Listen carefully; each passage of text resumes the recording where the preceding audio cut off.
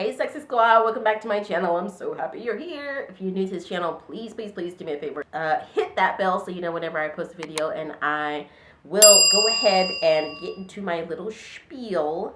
So let's talk about this this refusal to let Prince Harry stay at Windsor for one night. One friggin' night. We got a lot to talk about, honestly. It's not just this. A whole bunch of craziness went on around the time that Prince Harry and Meghan Markle were in Dusseldorf for the Invictus Games, right?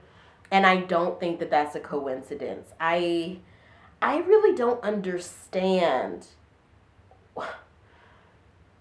I don't understand the level of hatred, envy, jealousy that just seems to be seething, not only out of the UK from random trolls and gossip rags, but the other senior royals. I mean, it seems like, on the one hand, they want to emphasize riding on the coattails almost of Prince Harry and Meghan Markle because they are so popular.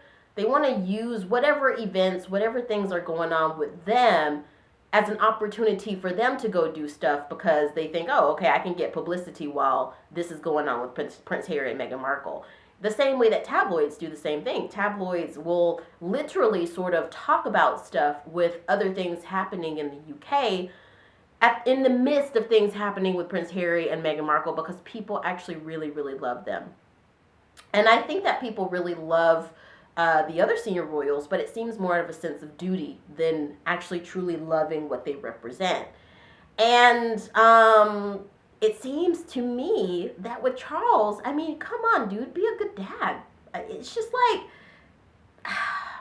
take King out of it for a second. You can't let your child stay at his childhood home, when he's in your city. And to my understanding, the Invictus Games is still somehow associated with the monarchy, right? It would seem that it is, even if not on paper with some of his donors or with some of his organizers. It would seem that, this was something that was started while Prince Harry was a working royal. So why wouldn't you want to support that beyond it just being a great cause? We covered it about the veterans, go and check out my videos about the Invictus Games if you haven't seen it. But I mean, it just doesn't make sense to me. It seems like they are both resentful and envious while simultaneously wanting to ride the coattails, while simultaneously feeling infuriated by Prince Harry and Meghan Markle, while simultaneously feeling superior to them. I said that right? They feel infuriated while also feeling superior to them. Is it just me? Like, let me know if I'm missing something. This is an article from Celebrity. It says King Charles refused to allow Prince Harry to stay at Windsor Castle for one night. This was published on September 25th, 2023. And it says the Windsors would do absolutely anything to control Prince Harry and Meghan, to tell them where to go, when to disappear, how they should just stay silent in the face of relentless abuse. Every single thing the Windsors have done to set the Sussexes for 3+ years is about control, up to and including the Frogmore Cottage eviction. There was no financial reason to evict the Sussexes. They were paid up on the lease and they had reimbursed the Crown estate for the renovations. Pause there. Kaiser is amazing. When I read Kaiser, I kind of feel like the lady from Bridgerton, how everybody at the little parties are just reading Bridgerton's little pamphlets. Anyway, she is definitely loved among Sussex squad. Okay. But something else that I kind of had, I don't know, that I'm gleaning from this is that it seems like something bigger is happening than just the small little instances. The fact that they all kind of collide together. Because at the time of filming this, and we're going to talk about these in some other videos, but at the time of filming this, I have a lot of things swirling in my head, not just about him refusing to let them stay at Windsor, but also about the fact that they didn't say anything on social media during Prince Harry's birthday, the fact that Prince William refused to go and see Prince Harry and Meghan Markle when he was in the U.S., to my understanding. the sort of weirdness with Thomas Markle saying that he might sue because he hasn't seen his grandchildren. So we're going to talk about a lot of this stuff if I haven't posted some of those videos already. But I got a lot of stuff swirling in my head. It just makes me wonder, are they really all in this just for money and fame and publicity? You know, do they care about Prince Harry and Meghan Markle at all?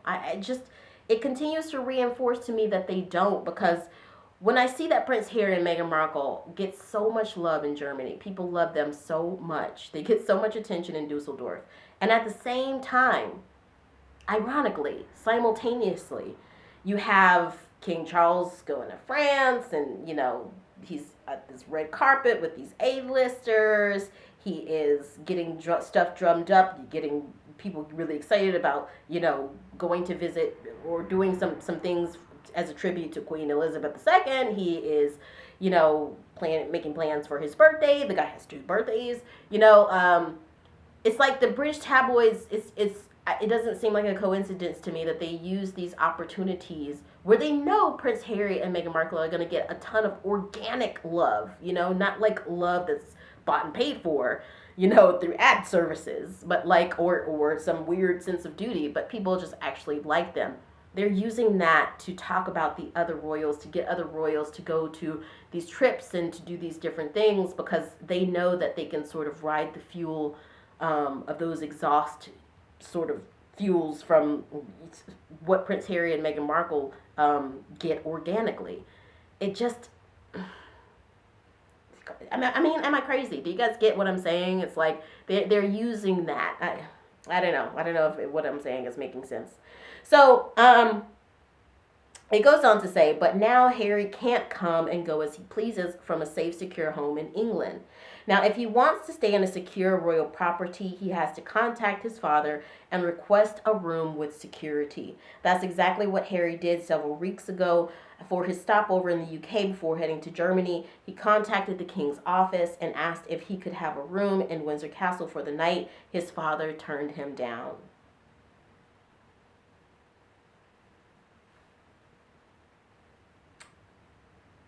What do you guys think?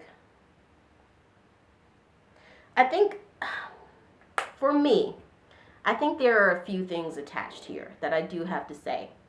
I think for the first part, you know, I think that we do have to separate the man from his team of goons. You know, it's like, I don't think that Charles is his goons, and I think that everything in the royal family seems just so robustly convoluted and complex that you just can't talk to the person at hand. You know, I'm reminded of that scene in The Crown where Princess Margaret, I think her name was trying to call Queen Elizabeth II, and there's all these people going around trying to find her, you know, and I can't imagine she's on the line for any less than like 2 hours. I mean, and this was back in the days where there was a operator who had to click buttons and do stuff, and you know, I get the sense that it's like that in general, probably even more robust and convoluted than that these days. It seems like, you know, Prince Harry really has to go through teams and individuals who probably really don't like him very much to get to his father. And when the message does get to his father, I would imagine it's very convoluted and very smeared to you know, not be received very well. That does not give King Charles III a pass. You know, that would also kind of point to him kind of being a little bit snobby, you know, like, you know, say that, you know, I'm trying to think of an example. So, for example, I talk about narcissists on my channel from time to time, and I definitely think there's some element of this family that's very dysfunctional and narcissistic. But the narcissist and the empath are attracted to each other like magnets. And in this case, I definitely think that both Prince Harry and Meghan Markle are empaths. They're sensitive people. They feel things really hard. And I think that Kate, William, Charles, Camilla, they're much more calculating. They're much more strategic and sort of stoic type people. And when you have those two personalities, there's bound to be difficulties, right? And I talk about on some of my channels about the narcissist, about my situation, this 10-year-long situation with a narcissist who I had to go no contact with. And I don't find it ironic that Prince Harry and Meghan Markle have gone very low contact with some of their narcissistic family members.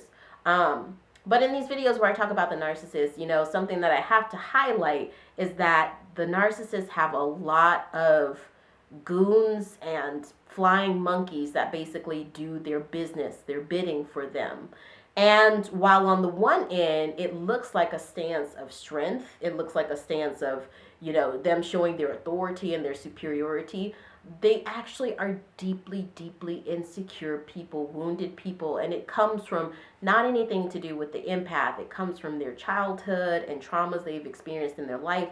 I know that King Charles, for example, he had a very contentious relationship with his dad.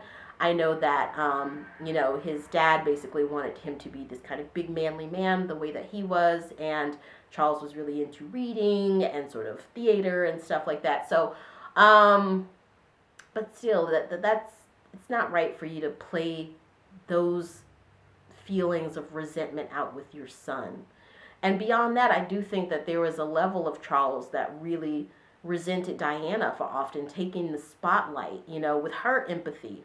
Diana's another absolute perfect example of the sheep among wolves. She was the quintessential empath, you know, around a bunch of very stoic people. And when you get empaths around stoic people, they just don't speak the same language, you know. And so I think that there was a bunch of miscommunications with Charles and Diana, where he was just being his stoic self, she was just being her very empathic self, and he thought that she was trying to steal a spotlight, you know. And I think that that led to a very sad and isolated life for Diana, you know, very, very emotionally triggered and torn. And I think that Prince Harry, he has the power to skip that emotional, that generational emotional trauma. I think that he has the strength to overcome it, especially with Meghan by his side.